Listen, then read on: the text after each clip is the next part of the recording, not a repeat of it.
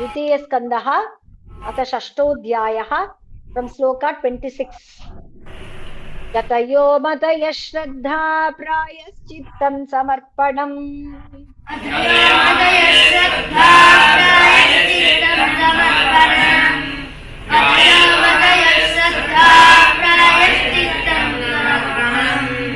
पुरुषा वयवैरेते संभारा संभृता मया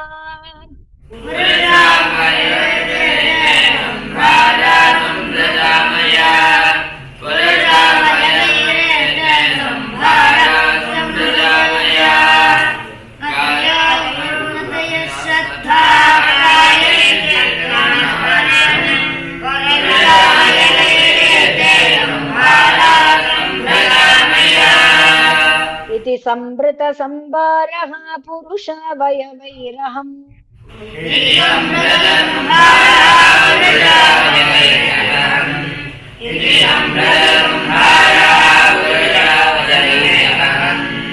तमेव पुरुषं यज्ञं तेनैवायमजीश्वरम्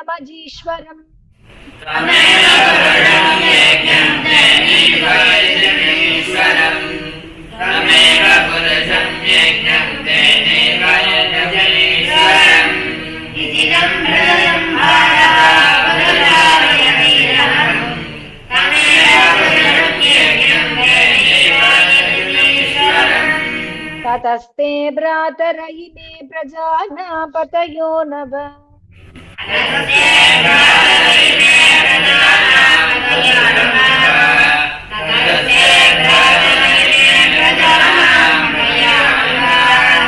अयजन् व्यक्तमव्यक्तं पुरुषं सुसमाहिताः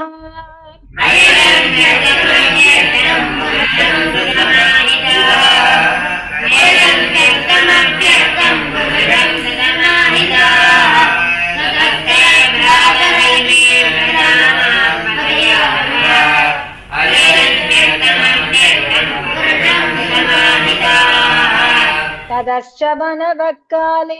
ईजिरे ऋषयोपरि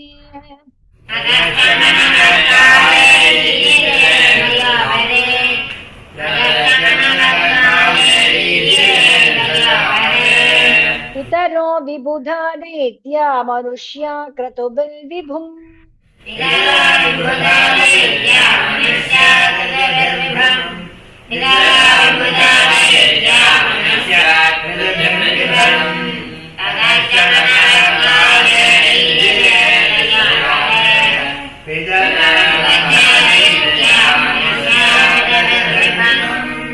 नारायणे भगवति तदिदं विश्वमाहितम्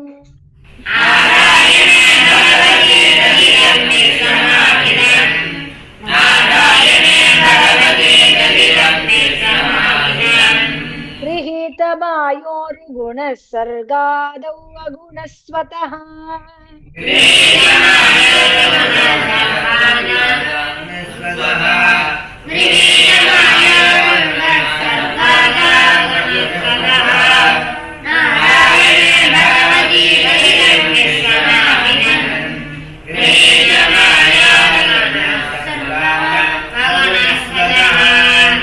सृजामि तन्नियुक्तोऽहं हरो हरति तद्वशः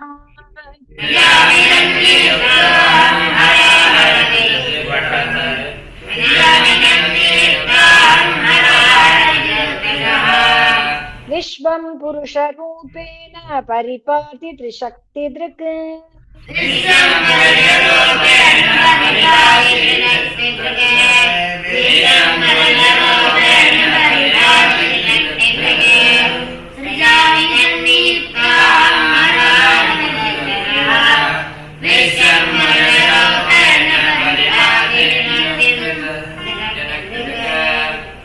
इति ते विहितं तातयतेदम् अनुपृच्छसि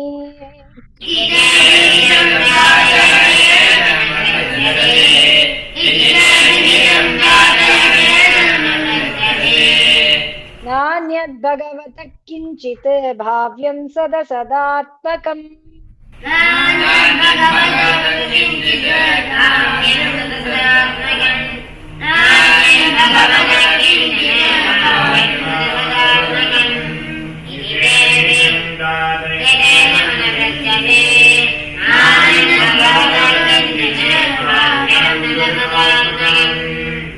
भारती मेघमृषोपलक्ष्यते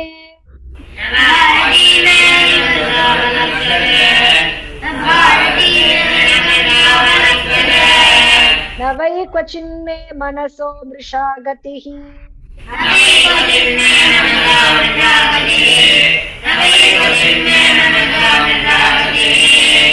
न मे हृषीकानि पतन्त्यसत्पथे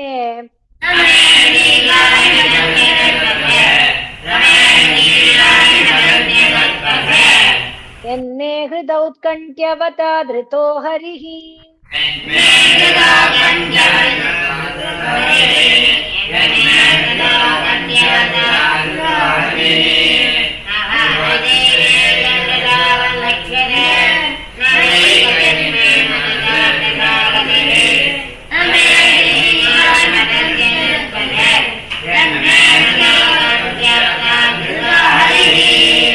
सोऽहं समाम्नायमयस्तपोमयः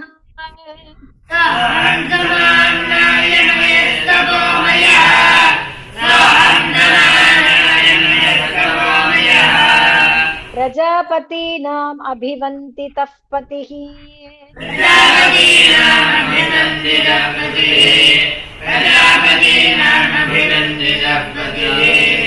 आस्थाय योगं निपुणं समाहितः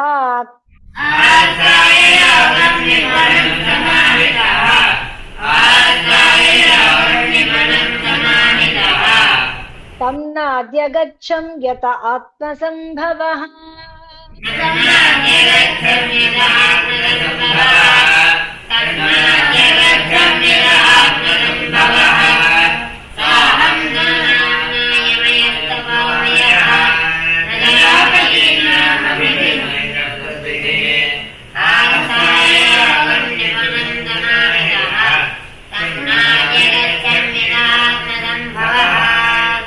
नतोऽस्म्यहं तच्छरणं समीयुषा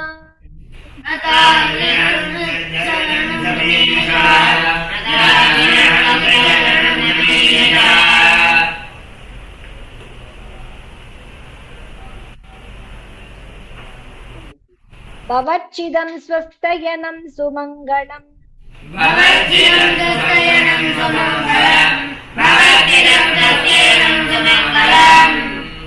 यो ह्यात्ममाया विभवं स्वपर्यगात्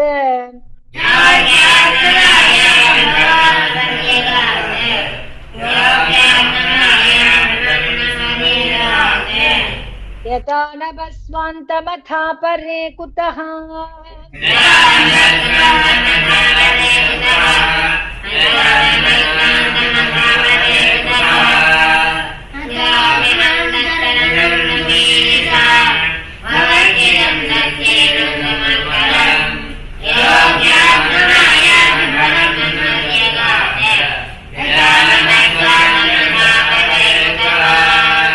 नाहं न योऽयं यदृतां गतिं विदुः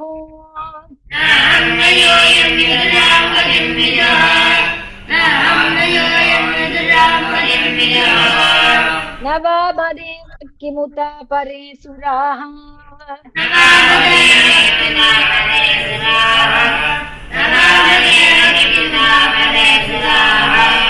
तन्मायया मोहितबुद्ध्ययस्विदम्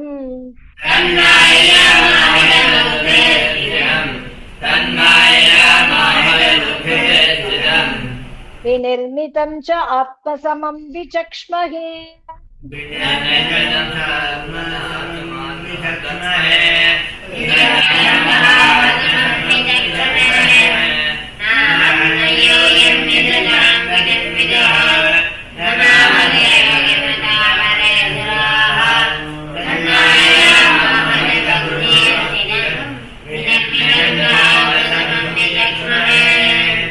यस्यावतार कर्माणि गायन्तीः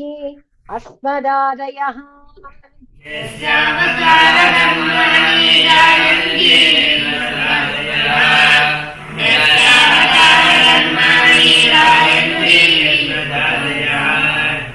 नयं विदन्ति तत्त्वेन तस्मै भगवते नमः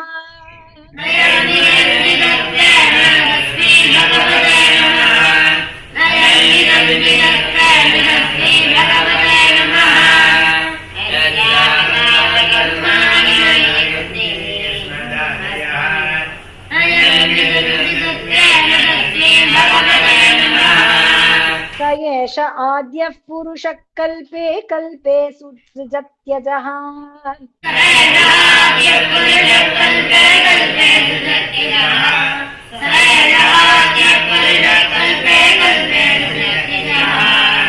आत्मा आत्मन्यात्मनात्मानं संयच्छति च पाति च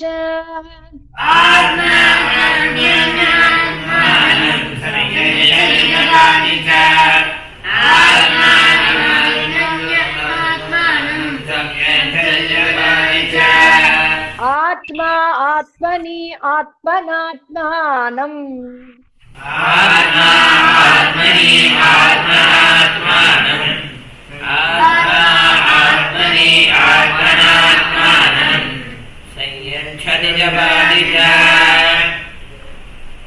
स एष आद्यः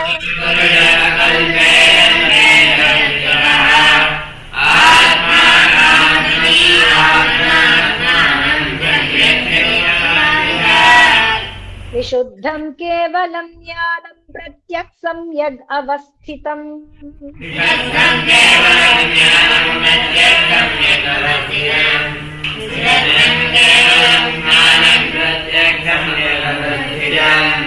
सत्यं पूर्णम् अनाद्यन्तं निर्गुणं नित्यमद्वयम्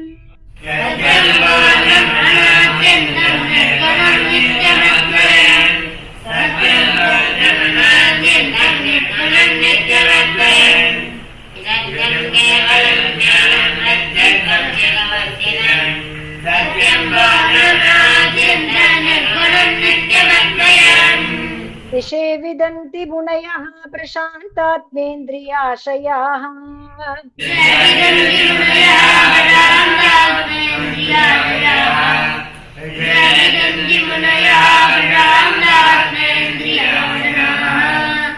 यदा तदेवासतर्कैः तिरोधीयेत विप्लुतम्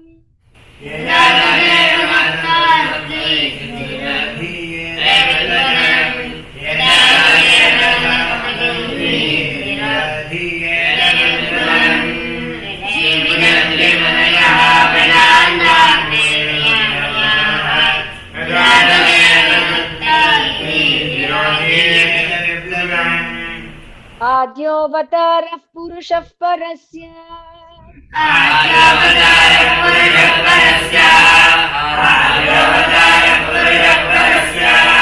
कालस्वभावः सदसन्मनश्च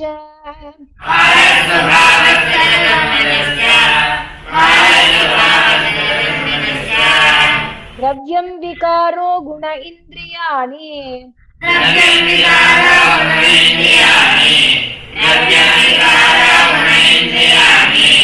विराट् स्वराट् स्नु चरिष्टु भुम्नः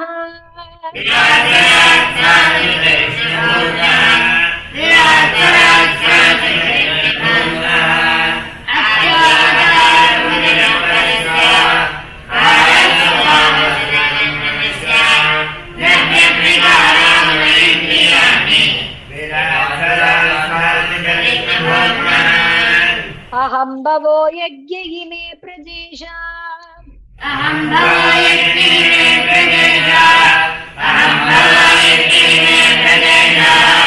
दक्षादयो ये भवदादयश्च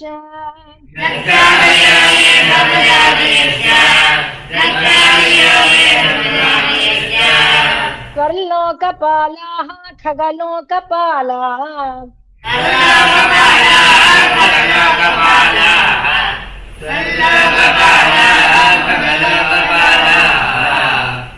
स्वर्लोकपालाः खगलोकपालाः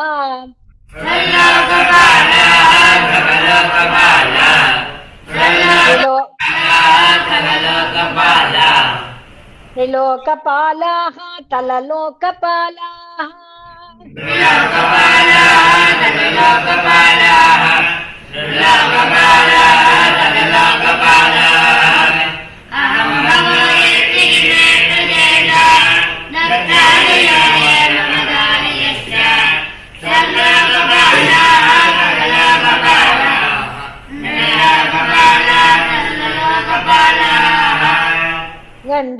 विद्याधरचारणेश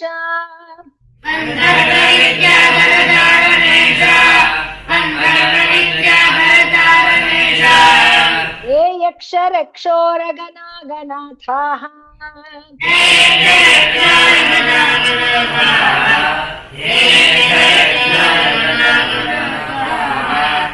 एवा ऋषीणां वृषभाः पितॄणाम्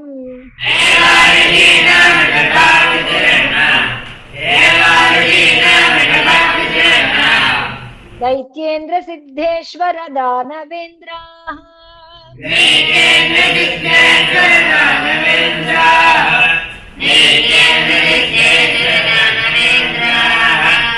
अन्ये च ये प्रेत पिशाच भूत कुष्माण्डयादो मृगपक्ष्यधीशाः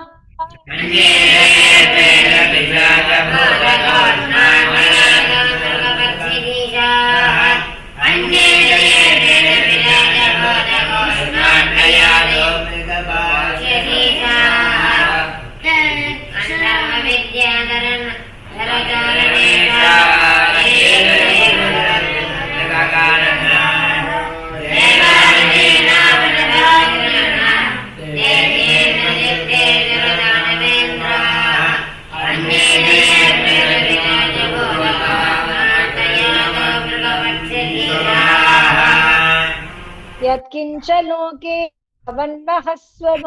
महस्व ओजः सहस्वद्बलवक्षमावत्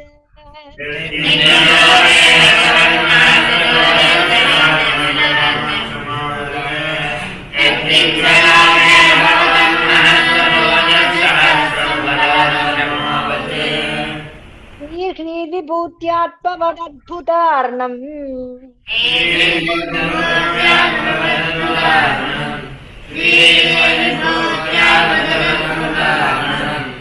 तत्त्वं परं रूपवदस्वरूपम्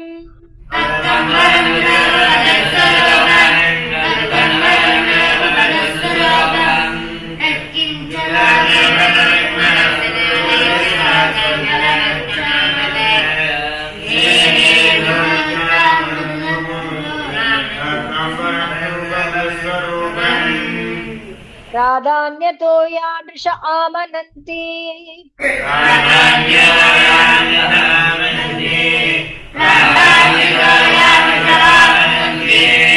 लीलावतारान् पुरुषस्य भुम्नः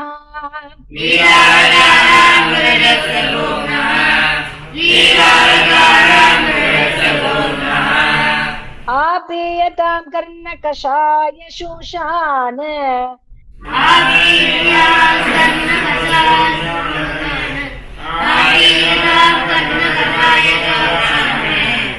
अनुक्रमिष्येत इमान् सुपेशान्